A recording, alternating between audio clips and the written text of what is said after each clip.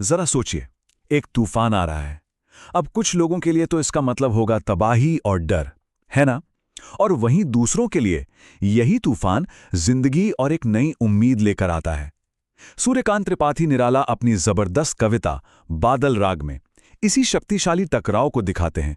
तो आज हम इसी शाहकार की परतें खोलने वाले हैं, जो असल में सिर्फ बादलों और बारिश की नहीं, बल्कि क्रांति, अन्याय और आशा की कहानी कहती है।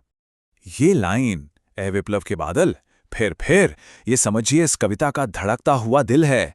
ये कोई बस एक इच्छा नहीं है, नहीं, ये एक मांग है, एक पुकार है। निराला यहां सिर्फ बारिश नहीं बुला रहे, वो तो उस शक्ति को बुला रहे हैं, उस ताकत का आवाहन कर रहे हैं जो पूरे के पूरे समाज को बदलने का दम रखती है। तो इस कविता की गहराइयों को समझने के लिए हम 5 अहम पहलुओं पर बात करेंगे। सबसे पहले देखेंगे इसका दोहरा अर्थ क्या है, फिर ये कैसे शक्तिशाली लोगों पर प्रहार करती है और कैसे छोटों के लिए आशा बनकर आती है। इसके बाद डर और सहनशीलता के बीच के फर्क को समझेंगे और आखिर में क्रांति के लिए वो आखिरी पुकार क्या है, उस पर गौर करेंगे। तो चलिए शुरू करते हैं पहले पॉइंट से। देखिए, इस कविता की सबसे बड़ी खूबी है इसकी दोहरी नज़र। मतलब निराला जी एक ही ब्रश से 2 तस्वीरें बना रहे हैं। यहां पर बादल, पेड़ या धरती का हर एक नज़ारा इंसानी समाज का एक आईना है, एक रिफ्लेक्शन है। कविता की शुरुआत होती है एक ऐसी दुनिया की तस्वीर से जो जैसे तड़प रही है। निराला कहते हैं कि सुख तो बस समुंदर पर चलती हवा जैसा है, कुछ पल का, जिस पर हमेशा दुख का साया मंडराता ही रहता है। तो ये एक बेचैन दुनिया है, एक ऐसी दुनिया जो बदलाव के इंतजार में जैसे अपनी सांसें रोके हुए हैं। और यहीं पर एक बहुत जरूरी शब्द आता है, विप्लव। इसका मतलब सिर्फ उथल-पुथल या कोई तबाही नहीं है, नहीं, इसका गहरा मतलब है क्रांति, रेवोल्यूशन। तो जब निराला विप्लव के बादल कहते हैं ना, तो वो सिर्फ पानी बरसाने वाले बादलों की बात नहीं कर रहे हैं। वो तो उस बुनियादी, उस जड़ से होने वाले बदलाव की बात कर रहे हैं जो समाज पर छा जाने को एकदम तैयार है। और यहां कविता का वो दोहरापन शीशे की तरह साफ हो जाता है। सोचिए, एक तरफ है प्रकृति, गर्मी से झुलसी हुई प्यासी धरती जो बारिश की एक एक बूंद के लिए तरस रही है, और दूसरी तरफ है समाज, अन्याय की आग में जलते हुए शोषित लोग जो क्रांति की राह देख रहे हैं। दोनों को सुकून चाहिए, दोनों को एक नई जिंदगी चाहिए। लेकिन ये जो तूफान है ना, ये सिर्फ हल्की फुल्की बारिश लेकर नहीं आता। नहीं, पहले उसे समाज के जो ऊंचे खड़े दिग्गज हैं उन्हें गिराना होगा। क्योंकि देखिए, क्रांति कुछ भी नया बनाने से पहले पुराने और सड़े गले ढांचे को तोड़ती ही है। कवि कहते हैं कि बादलों की ये जो गरज है, ये तो जंग का ऐलान है। इसकी गड़गड़ाहट और बिजली की कड़क वो ताकतवर लोगों के दिलों में दहशत भर देती है। ये कोई ऐसा बदलाव नहीं जो चुपचाप आ जाए, ना, ये तो एक कान फाड़ देने वाले शोर के साथ आता है जो मौजूदा सिस्टम को उसकी जड़ों से हिला देता है। और ये हमला होता है कई लहरों में। पहले बार बार गर्जना होती है, फिर होता है अग्निपात, मतलब बिजली गिरती है, और नतीजा क्या होता है? सैकड़ों पर्वत जैसे विशाल शरीर, सोचिए ऊंचे ऊंचे पेड़, वो घायल और तबाह हो जाते हैं। और जाहिर है, प्रकृति की दुनिया में यही तो सबसे ऊंची और सबसे मजबूत चीजें हैं। और ये चीज हमें सीधे सामाजिक रूपक की तरफ ले जाती है।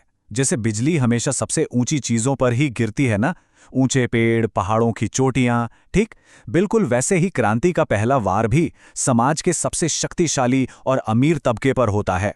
ये उन लोगों पर निशाना साधती है जिन्होंने अपनी ऊंची ऊंची इमारतें भ्रष्टाचार की नींव पर खड़ी की हैं।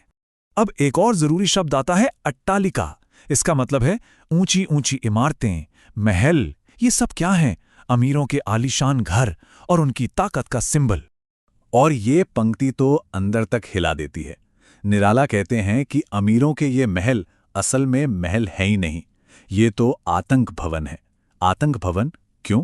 क्योंकि इन दीवारों के अंदर जो लोग रहते हैं ना, वो इसी खौफ में जीते हैं कि कभी भी क्रांति आएगी और उनकी शोषण से कमाई हुई सारी दौलत उनसे छीन लेगी।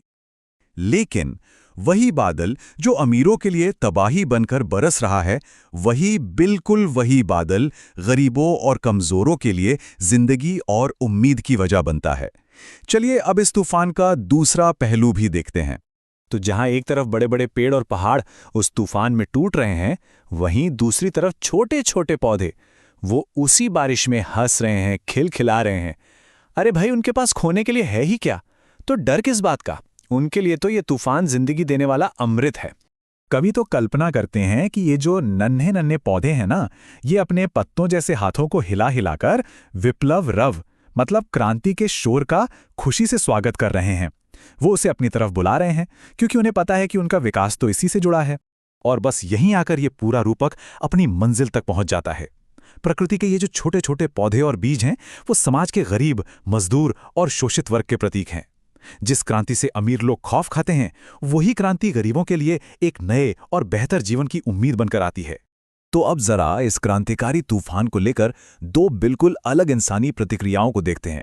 एक तरफ है अमीरों का गहरा डर और दूसरी तरफ गरीबों की अटूट सहनशीलता। अमीर आदमी की जिंदगी वो डर से भरी हुई है। क्यों? क्योंकि उसने शोषण से दौलत जमा की है। वो डर के मारे अपनों से लिपटता तो है, लेकिन फिर भी कांपता रहता है और जैसे ही क्रांति की गड़गड़ाहट सुनता है, अपना चेहरा छुपा लेता है। सीधी सी बात है, उसे अपनी हर चीज खोने का डर सताता रहता है। और इसके ठीक उलट कवि एक बीमार बच्चे की तस्वीर दिखाते हैं जो बीमारी और दुख के बीच भी मुस्कुराता है। ये गरीबों की उस हिम्मत का प्रतीक है जो कभी नहीं टूटती। जहां अमीर अपने महलों में कांप रहे हैं, वहीं शोषित लोग सबसे बड़ी मुश्किलों के बीच भी जिंदगी को गले लगाने का कोई ना कोई रास्ता खोज ही लेते हैं। अब कविता के आखिर में क्या होता है? सारे के सारे रूपक और इशारे हट जाते हैं और हमारे सामने आती है एक सीधी, एक बेचैन पुकार। हम एक अकेले किसान की आवाज सुनते हैं जो असल में सभी दबे कुचले लोगों के लिए बोल रहा है।